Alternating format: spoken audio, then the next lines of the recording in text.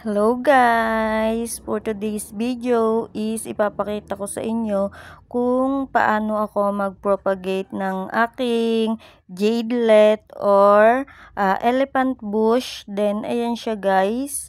Ayan ang aking ipopropagate. Nag-cut ako ng 3 stem sa aking mother plant ulit ng jadelet.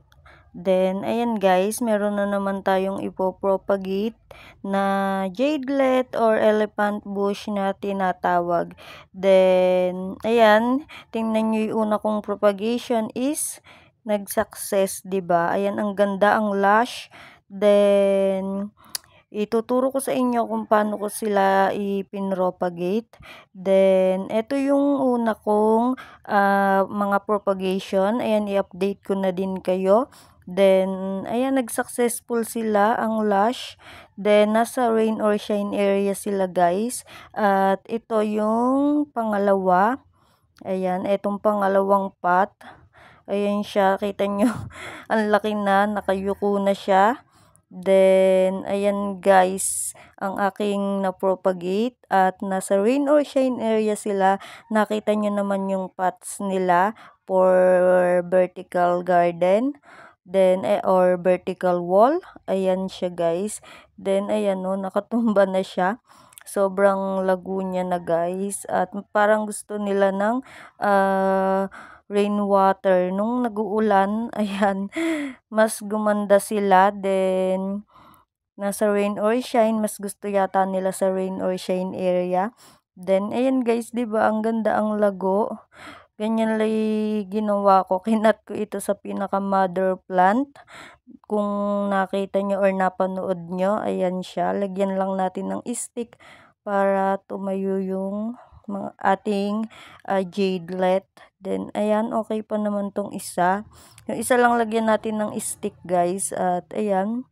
Then, naparami na natin sila. Ito, lagyan natin ng stick ulit para tumayo siya. Then, ayan siya guys. Ito yung pangatlong propagation. Oh. Tingnan nyo, okay din siya. At ang lago niya na din. At soon, maipopropagate na din natin sila. Then, ayan oh. Gusto nila dun sa sa aking vertical wall. Then today is magpo-propagate tayo. Ito is recyclable. Ni-recycle ko at ayan, ginawa ko siyang pots. Ito yung pinaglagyan ng pantanggal ng mancha. Ayan, nagandahan kasi ko sa sa pots. Then ayan, lagyan na natin ng soil mix. Magagamit pa naman yung na to, plastic na to para sa ating propagation. Ayan, recyclable siya. Then, ayan, 'di ba nagamit pa rin natin siya.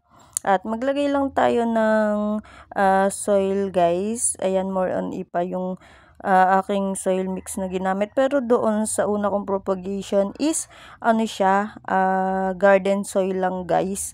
Ayan, okay naman sila doon. Try natin dito sa more on rice hull na aking ginagamit at loam soil guys. Try natin kung okay din sila dito. Kasi yung una kong ginamit is garden soil lang siya. Then may pumice stone. At ayan, ilagay natin. Naubusan pa guys. Ala pa akong naihahalo ulit na rice hull. Then ayan, ito yung aking soil. Hindi ko pa nahahaluan ng rice hull guys. Meron naman siya kaso hindi siya more on rice hull. Then ayan ang gamitin natin. Mukhang okay na siya. At ayan muna ang ating gamitin. Pero mukhang hindi naman maarte sa soil itong aking jadelet. Kasi sa isa kong ginamit is garden soil. Then ganyan lang guys ang ginawa ko sa kanila nung pinropagate ko. Sobrang dali lang at sobrang bilis lang nilang padamihin guys. Then ayan, ganito i-remove natin yung mga leaves sa may pinaka ilalim. Etong ano na to is hindi naman napopropagate yung kanyang leaves. Then, ayan guys, ganyan lang. Ganyan lang ginawa ko sa una. Tinusok ko lang sila. Then, ayan, bala ko dito is ikakat ko siya pag tumaas at parang gagawin ko siyang bonsai. Then, ayan, try natin kung kaya nating gawing bonsai itong aking jadelet or elephant bush. Then, ayan guys, sobrang dali niya lang padamihin. Dati is one stem nga lang yun at napalaki ko yung mother plant. Then, ayan guys, ganyan lang siya. Then, ngayon sobrang laki niya na at lush. Then, nakapag-propagate na tayo. At, ayan, today, ito naman ang ating ipopropagate. Sana is mag-success din. Pero madali lang naman siyang buhayin.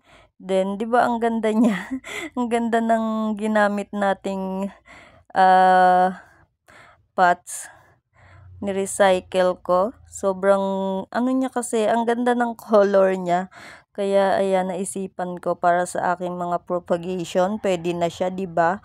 Then, ayan guys, ganyan lang. Itinusok ko lang ang aking mga jadelet, kagaya ng ginawa ko sa una kong propagation.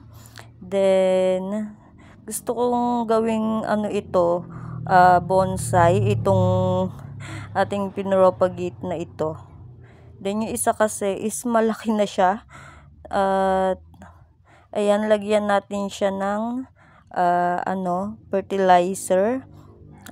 Osmocote ang aking ginagamit na fertilizer.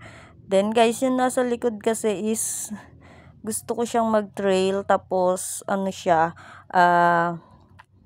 pwede natin ulit siyang i-propagate. Then ito is lalagyan ko ng stick. Ayan guys, para hindi siya bumuwal-buwal. Then ayan, ganyan lang ang aking gagawin. Lalagyan ko sila ng mga stick para hindi katulad ng isa sa propagation ko is pumaling sila, 'di ba? Then once na tumaas sila, ayan, ikakat ko sila para gawin ko silang bonsai. Then hindi pa ako nakakapag-try o hindi ako marunong mag-bonsai nito. Pero ayan, try natin guys.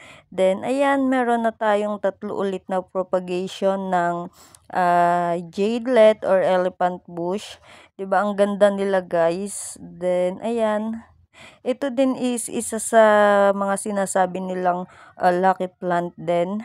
Then ayan guys, meron na tayong propagation, 3 propagation. At ayan, sobrang ganda nila, 'di ba? Tingnan niyo itong sobrang laki niya na, guys. Then ayan, padamihin natin sila ng padamihin. Then ayan guys, ang aking nagawa ulit na propagation. Ang cute ng pots na ginamit ko, 'di ba? May color pa din. Ayan guys, thank you for watching. Sana is nag-enjoy kayo at try nyo ding padamihin ang inyong mga jadelet or elephant bush guys. Sobrang dali nilang alagaan. At ayan guys, nakapag-propagate na tayo. Thank you for watching. Bye!